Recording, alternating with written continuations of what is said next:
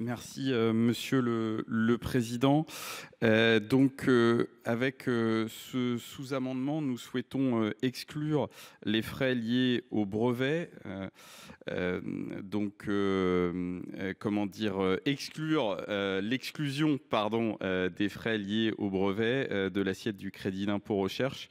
Parce que nous sommes absolument convaincus que les brevets sont un élément de notre souveraineté intellectuelle. Je le dis en regardant notamment notre collègue David Ross.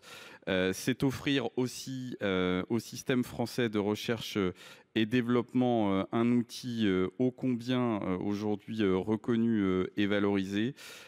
C'est également le moyen de développer l'attractivité de ces professions auprès de nos jeunes. Et donc, c'est la raison d'être de notre sous-amendement. Je vous remercie. Alors moi, j'entends que certains, c'est vrai qu'on a eu beaucoup de demandes, c'est très organisé, hein, en nous disant qu'on va perdre tous les meilleurs chercheurs français parce qu'ils sont les meilleurs, moi je veux bien le croire, et qui sont en France parce que ils auraient des conditions préférentielles. Si on peut au moins être d'accord sur une chose, y compris en termes de relation, je pense qu'on a sûrement de bons, de très bons, d'excellents chercheurs. Mais d'abord, ils ne sont pas assez nombreux pour répondre à tous les besoins.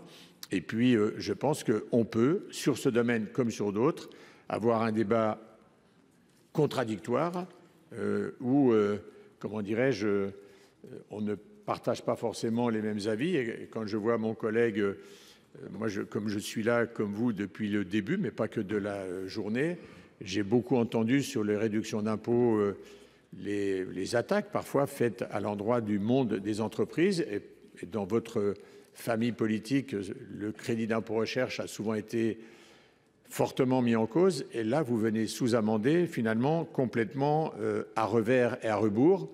Voilà, je le note avec intérêt, mais aussi avec surprise, comme quoi finalement, peut-être, j'espère que c'est une vraie conviction et non pas uniquement un geste qui est fait sur des demandes qui peuvent être des demandes aussi légitimes que pressantes et insistantes venant des acteurs du monde de la recherche et du monde de l'entreprise.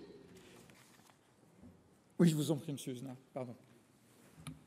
Merci, Monsieur le Président. Je m'étonne simplement de la position du rapporteur général, en particulier sur le sujet des brevets, parce que nous devrions être d'accord les uns et les autres pour dire que c'est très bien que la puissance publique soutienne une politique de recherche et développement dans le secteur privé, c'est même absolument indispensable, sauf qu'à un moment donné, la traduction de cette R&D, ce sont des brevets, y compris dans la compétition internationale. Et donc, on pourrait presque finalement renverser la logique et considérer que les brevets auraient vocation à devenir un indicateur, pas le seul évidemment, mais de cette politique de recherche et développement et de sa capacité à assurer notre rayonnement, notre développement, évidemment sur notre sol, mais bien au-delà, dans une compétition internationale qui se fonde de plus en plus sur cette recherche et développement.